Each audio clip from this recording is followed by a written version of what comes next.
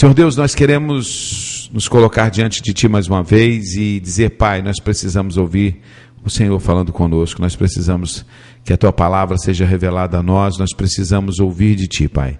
Por isso, nesse instante, Senhor, que o Teu Espírito Santo fale profundamente aos nossos corações, que nada, nenhum espírito do inferno, nada possa nos tirar da Sua presença e a atenção e ouvidos abertos ao Teu Espírito Santo, em nome de Jesus. Essa oração que te fazemos, Pai, em nome de Jesus. Amém? Na primavera do ano seguinte, é 2 Samuel 11. Na primavera do ano seguinte, época em que os reis saem à guerra, enviou Davi a Joabe e os seus servos com ele, e a todo Israel. Destruíram os filhos de Amon e sitiaram a Rabá. Mas Davi ficou em Jerusalém. Uma tarde levantou Davi do seu leito, andava passando no terraço da casa real. Do terraço viu uma mulher que se estava lavando. Era esta mulher uma muito formosa. Davi mandou tomar informações sobre ela. Disseram-lhe: não é esta Betseba, filha de Eliã, mulher de Urias, o heteu? Então Davi enviou um mensageiro para trazê-la. Ela veio a ele e deitou com ele. Então ela voltou para sua casa. A mulher concebeu e mandou dizer a Davi que estava grávida. Isso aí vocês conhecem todo o restante da história. Tá ok? Então o que eu quero falar com a gente hoje? Existem 2 lugares para a gente estar, irmãos. 2 lugares. 2 lugares. Quer ver um outro lugar? Vamos lá, marque esse lugar. Agora nós vamos para 2º livro de Reis, capítulo 2. À frente de Samuel, 2º livro de Reis, capítulo 2. Olha só. Quando o Senhor estava perto de tomar Elias ao céu, num redemoinho, Elias partiu de Gigal com Eliseu. Disse Elias a Eliseu: fica-te aqui, o Senhor me enviou a Betel. Porém Eliseu disse: tão certo como vive o Senhor, e vive a tua alma, não te deixarei. Eliseu, olha, de bobo não tem nada, né? Assim desceram a Betel. Os filhos dos profetas que estavam em Betel saíram ao encontro de Eliseu e perguntaram: sabes que o Senhor hoje tomará o teu senhor por sobre a tua cabeça? Respondeu ele, Eliseu: sim, eu sei, mas calai-vos. Eu sei, fica quieto. Versículo 4 de 2 Reis, capítulo 2. Então Elias lhe disse: Eliseu, fica-te aqui, o Senhor me enviou a Jericó. Porém Eliseu disse: tão certo como vive o Senhor, e vive a tua alma, não te deixarei ir. Assim foram para Jericó. Cara, parecendo um grudado mesmo, né? Os filhos do profeta que estavam em Jericó se chegaram a Eliseu e perguntaram: sabes que o Senhor hoje tomará o teu senhor por sobre a tua cabeça? Respondeu ele: sim, eu sei, mas fica quieto, calai-vos. Então Elias lhe disse: fica aqui, o Senhor me enviou ao Jordão. Mas ele disse: tão certo como vive o Senhor, vive a tua alma, não te deixarei ir. Assim ambos foram juntos. 50 homens dos filhos dos profetas foram e pararam a cerca de uma certa distância, em frente ao lugar em que ambos haviam parado junto ao Jordão. Então Elias tomou sua capa, dobrando-a, feriu as águas, as quais se dividiram para que dos dois lados, e passaram ambos em seco. Havendo ele passado, Elias disse a Eliseu: pede-me o que queres que eu te faça, antes que eu seja tomado de ti. Disse Eliseu: peço-te que haja porção dobrada do teu espírito sobre mim. Respondeu Elias: coisa difícil pedistes. Se me vires quando for tomado de ti, assim te fará. Porém, se não, não se fará. Indo ele andando e falando, e de repente um carro de fogo com um cavalo de fogo separou um do outro, e Elias subiu ao céu como um redemoinho. Mas o que tem a ver os 2 textos? Gente, tem a ver o seguinte: hoje cedo eu comecei a ministração sobre a oportunidade que nós temos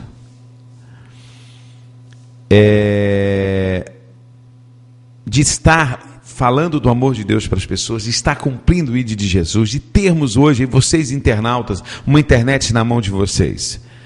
Davi, olha o que diz lá, Davi, no tempo que era para os reis estarem na guerra, Davi estava em casa, passeando no terraço. Não era para Davi ficar em casa, era tempo de guerra, moro? Não era para ele mandar ninguém, era para ele ir. Ele, como rei, era para ele estar à frente, é a batalha, eu vou para lá, vou defender, vou lutar. Mas Davi preferiu ficar no lugar errado. Entre aspas, o lugar é certo, a casa dele, porém na hora errada. Tempo de ir à guerra, Davi estava onde? Em casa. Tempo de estar em guerra, Davi estava onde? Em casa. No lugar certo. Casa, claro, lugar certo. Porém, totalmente a hora errada. Não tinha que estar em casa naquela hora, não. Aquela hora não era a hora de Davi estar em casa. Aquela hora não era a hora de Davi estar ali na sua casinha, tranquilo. Né? Não era a hora dele estar em casa. Era a hora dele estar na guerra. Então Davi preferiu ficar em casa. Na primavera do ano seguinte, época em que os reis saem à guerra, aí Davi enviou outros para a guerra e ficou em casa. Davi passou à frente aquela incumbência que era dele e ficou em casa. Não é? E ficando em casa, foi o tempo necessário para ele fazer uma coisa terrível. Foi tempo em que Davi ficou em casa e pecou. Trouxe Betseba, mulher do seu general, do seu oficial, e pecou com ela. Nasceu uma criança, a criança morreu. Através disso ele matou esse general, mandou como se fosse para a morte, para frente de batalha para a morte. Tudo isso porque ele ficou no lugar certo, porém na hora errada. E se a hora era errada, o lugar também era o errado. Agora eu falo para você o seguinte. Hoje Deus te dá a incumbência de você estar à frente de uma internet. Deus te dá o privilégio, melhor dizendo, de você estar à frente de uma internet. Deus te dá esse privilégio tremendo, coisas que os seus pais não puderam, os nossos pais não puderam. Coisas que pessoas em países, ou aqui mesmo no Brasil, não têm acesso, não têm condições de ter um computador, estar à frente de um computador. Quantas pessoas você passa na rua estão num trabalho bruto, pesado. Mas você e eu, à frente do computador, 8, 9, 10 horas por dia. No lugar certo. Mas a maioria dos servos de Deus que estão à frente de um computador hoje estão no lugar certo. Que Deus colocou eles aqui. Aliás, estão no lugar certo, na hora certa, porém, fazendo a coisa errada. Não é? Não é isso? No lugar certo, porém fazendo a coisa errada. Davi estava no lugar certo, na hora errada, fazendo a coisa errada. Você está no lugar certo, na hora certa, porém fazendo a coisa errada. Eliseu, o cara sabia que Elias ia ser levado. O cara sabia, porque quando os filhos dos profetas falaram, você sabia, cara, que o seu senhor aí, o seu discipulador aí, ele vai ser levado sobre ti? Eu sei, fica quieto. Ô Eliseu, eu estou indo para tal lugar. Fica aqui. Nem pensar, rapaz, tão certo como vive o Senhor, como vive tua alma, de ti eu não desgrudo. Não te largo. Tá bom, aí foram. Chegou em outro lugar, Eliseu falou assim, estou indo para tal lugar, fique aqui. Mas de maneira nenhuma, Elias. Tão certo como vive o Senhor, vive tua alma, é em ti que eu vou ficar grudado. E chega mais pessoas aí, cara, você está sabendo, da novidade? Qual? O teu Senhor vai ser levado sobre ti? Eu sei, cala a boca, fica quieto, eu estou sabendo, eu estou ligado. Ô Eliseu, eu estou indo para tal lugar assim, fica aqui. De jeito maneira, como diz o outro. Vou ficar grudado em você. Eliseu sabia. vai rolar algo de Deus tremendo, e eu não vou estar no lugar errado na hora errada, não. Eu vou estar no lugar certo na hora certa. Eu vou estar grudado com o homem de Deus. Eu vou estar no lugar certo na hora certa. Quando a manifestação de Deus se fizer, eu quero estar grudadinho nele, eu quero ver, eu quero perceber, eu quero sentir, eu quero ver tudo. Davi, manda outro. Você já imaginou se Eliseu faz como Davi? É óbvio que Deus, usando Elias, eu imagino isso, não está ali descrito, mas eu penso assim, e você me dê essa liberdade de eu pensar assim, não está na Bíblia isso, então eu estou falando, o meu pensamento. Deus sabia que Eliseu ia ficar firme, mas Deus queria que isso ficasse para nós. É um exemplo para nós. Olha, esteja no lugar certo, na hora certa, e você verá a glória de Deus, e você será abençoado, virá poder do céu sobre tua vida. Esteja no lugar certo, na hora certa. Você hoje, meu irmão, vou falar direto para você, você está no lugar certo, na hora certa, mas muitas vezes nós estamos no lugar certo, na hora certa, com as atitudes erradas. Davi estava no lugar certo. Deveria estar na guerra, mas estava na casa dele, tudo bem. Mas acontece que Davi tomou atitudes erradas, foi um desastre sobre a casa dele, a vida dele todo. Né? Ok? Então é isso. Nós temos que fazer isso, nós temos que estar no lugar certo, na hora certa, tomar as atitudes certas. Não fazer como Davi, estou ali naquele lugar, bom, agora qual a atitude que ele vai tomar? Qual a atitude que ele vai tomar? Atitude errada, de ver a mulher do cara, de transar com a mulher do cara, engravidar a mulher do cara, e para esconder essa atitude errada, ainda envia o cara para uma batalha que ele ia morrer.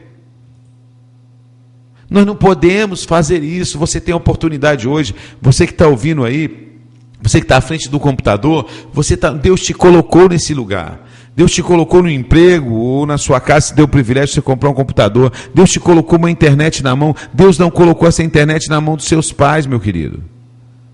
Há anos atrás, Deus colocou na sua mão. Você está entendendo? Você é responsável pelo que você vai fazer disso agora. De Davi foi cobrado. Foi o filho dele que morreu. Foi o outro filho que foi assassinado. Foi outro filho que morreu.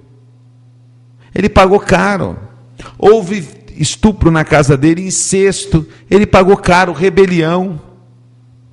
Ele pagou caro. Olha, morreu esse filho, morreu outro filho, ele pagou 3 por 1. Por um que ele matou, morreram 3 da casa dele. Ele teve que prestar conta. Pesou a Davi. Pesou sim. Não vai me dizer que não pesou, que pesou. Mas Davi era um homem segundo o coração de Deus, se arrependeu, se prostrou, mas pagou um preço muito caro. Um preço caro. E agora nós estamos no lugar certo? Na hora certa? E por que tomamos as atitudes erradas? Usamos esse veículo para tanta coisa, menos para fazer o ID de Jesus. Usamos a internet para ver tanta baboseira, menos para levar o evangelho do reino. Por que negligenciando tão grande bênção? Olhe para Eliseu agora. Não olhe para Davi, não olhe para Eliseu. Ele não desgrudou do seu Senhor. Elias, que era o mestre dele, que era o discipulador dele, ele não desgrudou, porque ele já sabia, vai rolar um reteté de Deus, Deus vai levar esse cara, eu quero estar colado nele, eu não abro mão disso.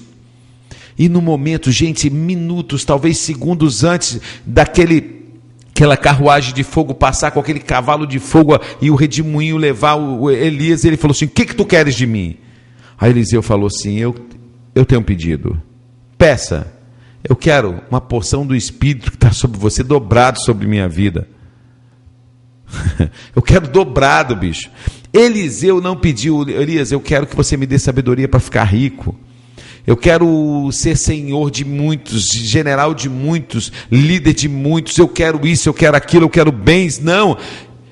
Eliseu viu que havia sobre Elias era a bênção, era a presença de Deus, era o Espírito de Deus sobre Elias. Ele falou: eu quero disso aí dobrado. Dobrado. Nós não somos Elias. Quem somos nós, né? Né, pastor Elias? Miseráveis homens que somos. Mas, meu irmão, se você está vendo a gente fazer um grãozinho nessa construção do reino de Deus aqui na terra pela internet, um grãozinho só, nós não somos nada. Nós somos só pó. Nós carecemos todos os santos dias da graça e da misericórdia de Deus. Porque se o Senhor sair de mim, se o Senhor sair do Elias, do pastor Elias, da pastora Célia, que estão ministrando aqui, o Luciano ministra à noite na Eterna Gratidão, se o Senhor sair de nós, não sobra nada. E esse ministério cai no vazio, porque o que enche o ministério não somos nós, mas é o Senhor, é o Espírito Santo de Deus.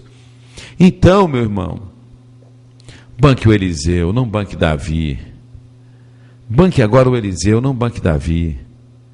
Grude.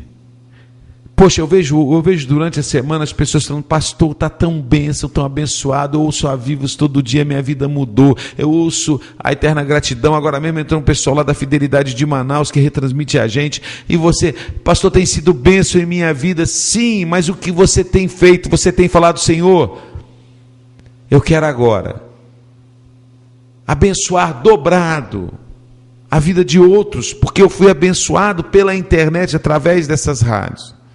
Mas agora eu quero ser bênção dobrada na vida dos outros. Se o pastor Carlos, ou a pastora Célia, o pastor Elias, quem ministrou aqui foi bênção na minha vida, muito obrigado, mas eu quero ser bênção dobrada na vida do outro. Eu quero ser bênção dobrada na vida do outro. Eu quero ser bênção dobrada. É isso.